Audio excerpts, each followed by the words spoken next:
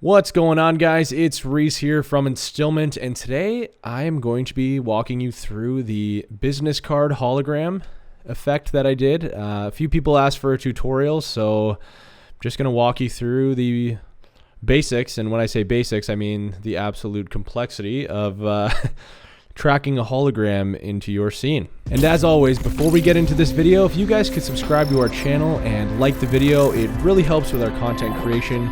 We are going to be releasing daily content, so make sure you check back in for more videos like this. So as always with any compositing tutorial, it always starts with what you film on set that day. So for example, this shot right here, I started with, just a simple business card. Unfortunately, my computer is unable to handle screen recording and playing After Effects at the same time, but you'll notice here that I don't actually flip the card over enough for it to, for the camera not to see that face of the card. So when I'm actually headed into Mocha to track this, it never loses sight of this face of the card. And as you can see here too, when I flip it over, a blue light comes on, and Ben was actually standing just out of frame here, and I had him on a cue. So as soon as I flipped it over, the blue light came on, because when we add the actual hologram, it makes it look a little more realistic, as though light is actually within the scene. So those are just some things to consider when shooting your plate for the composition and preparing it to be able to add these convincingly and effectively. Biggest thing that we want to do here is track our footage. So what you're going to want to do is get your plate here. And now, right now, I'm taking you through the actual project file that I used for this video, and I'm not going to try and recreate it because there was just hours and hours upon problem solving. So I'm just going to take you through the actual project file that I used and just guide you through the techniques that I used. So what you're going to want to do first is actually select the layer that you want to track. You're going to go up here to animation, and you're going to want to click track in Boris FX Mocha. So as you can see here, it will add Mocha tracking to the layer. I'm just going to delete this one because there's already one here. And then what you're going to do is just click Mocha. Okay, this is actually a nice thing that is brought up here that we can examine. So right now, it's warning us that the host is not set to full resolution. And basically what this means is that my preview box is at a quarter instead of full. So I'm just going to click cancel, and I'm going to change this to full, because we want the tracker to be able to use the highest quality plate to provide tracking data. It just makes it easier for the tracker. So once again, we're going to click Mocha, and it's going to come up on my other screen. So I'm just going to pull it here. Here you go. If you want to register, just click register later. It's going to add your shot in here, and right here, right away, we can see the tracking data that's already on the card. And I'm just going to skim through this, and as you can see, it's a beautifully done track. It did very well. And you'll also notice here that I started tracking about midway through the turn of the card. And this is once again to make it easier on the tracker. So it tracks the perspective, it tracks the face of the card, and it stays with it the whole time. And you can do this by, so I'm actually just going to turn this layer off for a second, so we start fresh. So Mocha actually tracks planes instead of points. So right now it's going to be tracking the plane of the card here. And so what we want to do is make sure that we create our X-spline with all the edges of the card. So what we're going to do is come up here and click X-spline tool, and we're going to start creating points. I'm going to do a little more basic of track data just for the sake of timing. And then we want to close that back up here. So now, as you can see, these are all on the corners. You can move these around to adjust them how you like. There we go. And these right here, these little blue nodes right here, allow you to give it that curve and feathering if you need it to. For us, because this is a rectangle one and has hard edges, I'm going to pull these out as far as possible so they're hard edges, especially on the corners there. So what we want to do now is we're going to head down to this little area right here, and these are the track motion options. So we have the transform, scale, rotate, skew, but perspective is not highlighted. So what we're going to do is click perspective. So we make sure it actually tracks the perspective of it turning. And if you really want to check out the plane, you can click show grid. I'm just going to leave it off for now, but the grid basically just shows you which plane it is tracking to. So from there, we're going to move right up to here and track. And then because we're at the very first frame, we're going to click track forward, and that will track using the points that we made and using the camera data there. So as you can see, it's tracking very nicely. It's tracking the perspective in which it's turning. We are dealing with a few problems with these points here. And so what you do with that is you just head back to that first frame. So we're just going to stop it for now. And what you would do is just head back to that first frame and just get better tracking data points there. What you can also do is actually adjust it on the go, because it's actually tracking the plane and not the point. So as you can see here, as we move forward, it starts adjusting for that. So then what you're going to want to do there, I'm just going to delete this layer because I already have great track data. And what you're going to want to do before you exit here is click Command Save before you exit. And so then you're going to exit. I'm not going to save this one because I already have it saved.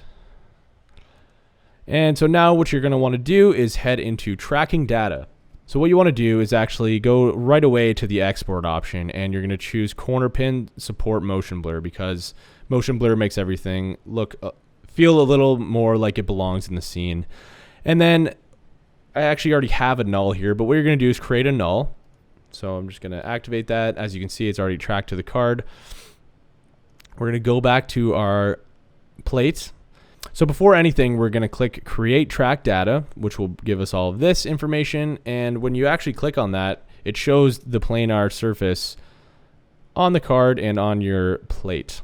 So then what we want to do once we have all of this, when we have our null selected, we're going to click apply export. And now it's going to transfer all that track data to the null. So the null stays with the card here. I'm going to just turn this back down to quarter so it's a little bit quicker. And as you can see, our null is perfectly stuck to the card, and that is what we are going to use for the rest of the elements in the scene. So I like to do the tracking first just to get out of the way and ensure that, and with this specific track actually, the perspective didn't work. So now when we move into this first asset here, I actually had to build this asset on the angle and perspective that I wanted it at, because the perspective didn't work. And it was one of those things where I just didn't have time to go through it.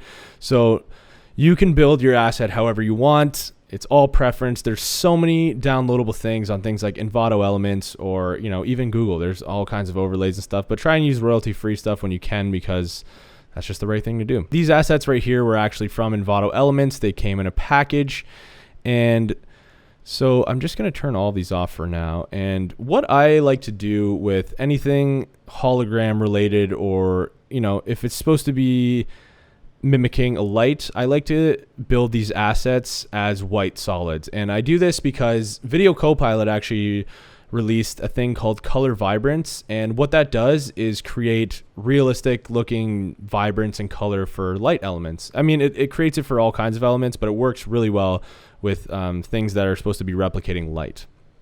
So I create everything white at first. And what this allows you to do is actually color your composition later using adjustment layers, so it colors everything white instead of, trying to change individual elements. So this was our initial comp where everything's going to be added into. I created a new composition for this element, so then we can make sure that when we actually bring it into here, it's all under one asset and we don't have to move individual elements within our main comp. Right off the bat, I created this triangle, and this just is my logo. So I put the triangle up so it signifies where the light is actually going to be coming out of. So when we actually go back to our hologram here and we turn on the initiate asset, you can see that right away the triangle shows up on the card. It's going to emulate where the light is going to be emitting from. And again, this is all just stuff that I thought of. It's completely up to you, completely subjective to your own project. So what I added next was another triangle layer. I'm not going to walk you through how I made the triangle spin and do all that. These are just elements within shape layers that you can do. You keyframe, the offset to make it spin. You keyframe the position to make it spin upwards. That's a completely different tutorial. So I'm just going to treat this as an already built asset. but I did build that for this one to make it almost seem like it was unlocking the element. So as you can see here, the first little animation, it unlocks, like boom. And that little unlock actually shows this first little bunch of elements here. And I think this is also in there. Yep. So I added another element as well. Those all increase in scale from the actual light emitter. And what I did to make sure that these did scale from here was I actually took the anchor point tool and I changed the anchor point from the center to the bottom. So now when it scales, it's actually scaling up from the bottom instead of the middle, because the anchor point is where all of your keyframes and, you know, changes in size and position, it goes based off the anchor point. And what I did with this other element here was I actually just parented it to this atomplex by taking the pick whip tool and just clicking and dragging to the atomplex. So now whatever the atomplex does, this information will also follow it. So after that first animation goes and this starts shrinking again, the triangle is getting bigger, I decided to add my logo come up. Just to show that, you know, it's a company card. And so now we have our element built here. I'm just going to preview this so you can check it out. Boom. So that's the initial animation that's going to come out of the card to show you that, hey, this is an Instillment business card. It's just connect to the global network here of the company because, you know, we have a global network.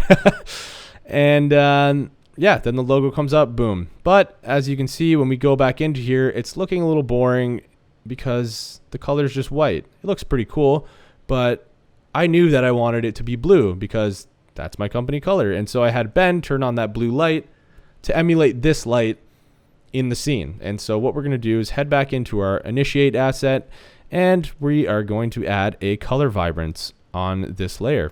And so when you add color vibrance, it basically just takes the white and it adds whatever color you want to all the assets underneath it. So we have the color, we have the vibrance that we can change, we have the preserve luminance. So I'm going to preserve the luminance because it's supposed to be emulating a light, but as you can see here, this is a little more accurate to what the color is. Brightness, how bright do I want it? And that's the cool thing with color vibrance. Instead of just making everything, you know, a brighter shade of blue, the bigger assets here start to turn white. So when we actually head back into here, this would be the brightest part of the actual asset because that's where all the light would be emitting from. So when you turn that brightness up, this turns white, this stays blue. It's very cool like that. I'm going to keep it at its original values just because I already perfected them to how I want them. So as we can see here, this is looking very nice. I'm actually going to turn these glow assets off for now that I added later just to show you what it would originally look like in here. Boom. We have it connected to the card because what we did here is when I dropped the initiate asset into this layer, I once again took the pick whip tool to parent it to the null. So remember when we were in the tracking data, the null is actually following where this card is. And so now I'm using the null as the director of where all this movement's happening. So whenever I bring in an asset now, I just parent it to the null and it follows wherever the null is going. So as you can see here, as of the asset is growing and initiating, it's actually following where the null and card are. So now we're going to create an entire new composition for the green screen element when I come up here. As you can see, we have a really shitty green screen rig here to be able to pull myself out of the scene and isolate just me from the background, because we want it to look like it's floating in our original scene here. I actually just taped this up quickly. I made sure there was even lighting on the background because what that's going to do is make this much easier for when we add key light.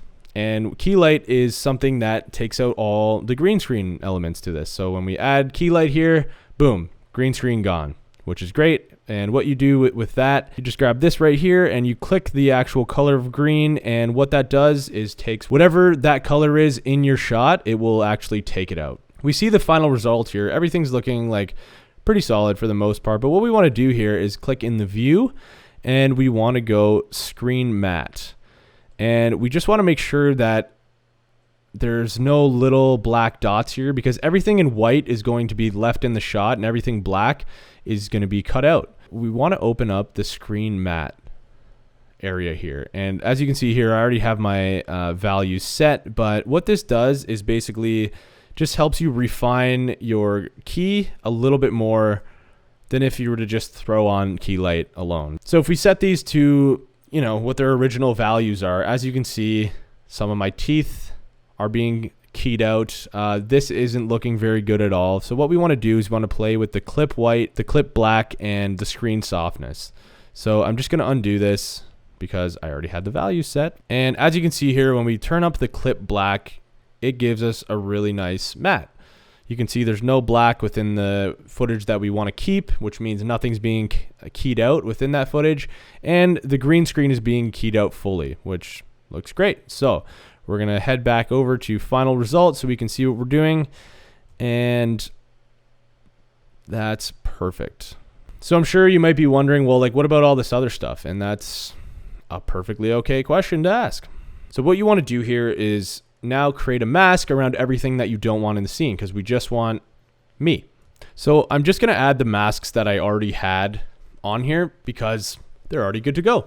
And so the first mask, which is the bluish gray mask here, that's going to be the main mask of everything that I needed. And what I'm actually doing with this purple mask is just bringing everything up a little bit so I can feather it a little bit later if need be. And I'm going to add that mask to intersect, because if we just have add, it's going to show up and give us all this stuff here. But what we actually want to do is make it intersect so it actually works with the other mask just to add what we need. So what we want to do next is go back up here and we're going to close key light. And I wanted to make it kind of like you see in Star Wars or something, where it's not a perfect image coming in from the hologram. So I added Venetian blinds, which is just an effect where you look up here, Venetian blinds, you throw that on here. And now you can kind of see it almost looks like a little bit screen, or like there's some digital glitchiness going on here. And of course, all of this is completely up to you and subjective on how big you want the Venetian blinds, how small. You don't even have to add the Venetian blinds if you don't want to. To me, this is exactly how I wanted it to look, so I added those in. Next, I added the color vibrance tool, and like I showed you with the initiate asset, it just takes whatever is in frame here and adds a nice tint over everything. I find it's a little bit better than using the actual tint effect. Of course, you can use the tint effect. The VC color vibrance plugin is actually free on videocopilot.com if you want to pick it up, so I would highly suggest playing around with it. Next, I added a glow because it's light, and light would glow, and it would have this light fall off within an actual hologram, right? And I'm saying an actual hologram as though they exist. They do not.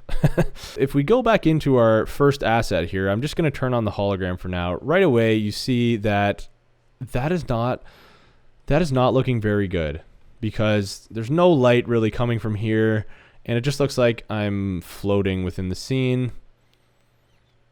I don't even look that good right now in terms of like a hologram-esque type look, you know what I mean? We're gonna head back into the actual hologram composition here to fix it up. And again, I created a separate composition for this because I just want to make sure I'm doing each asset on its own and that everything stays within that composition. So when I bring it back into our master plate here, that I'm just moving around the actual composition rather than the individual elements. Just makes it easier for animating and compositing. So when we head back in here, what I did was I duplicated our bottom layer, which brings us to this. And what I did here was I left key light and Venetian blinds, color vibrance, and glow. And so what I wanted to do was create a brighter section of the actual hologram near the bottom here. And the reason why I was doing this was because, again, when we jump back in, and the reason why I was doing this, because if we jump back into our actual asset here, it's a little brighter on the bottom, because once I actually add light emitting from here, it would technically be brighter at the bottom. And for me, this is just a stylistic approach, because that's how I envision what the world would look like, and that's how I envision what this hologram would look like. And it would just make sense, because the light emitter would be shooting up, which means the bottom of the hologram would be a little bit brighter. So that's what I did with that one. And then again, we're going to duplicate this layer, and we're going to add this layer. Now I'm just going to take it off of full for a moment, and I'm going to keep this layer on add as well. And you'll start to see it when I scroll back a little bit through this composition, you can see this kind of digital glitchiness. So if I solo this layer, you can see that this is actually the hologram,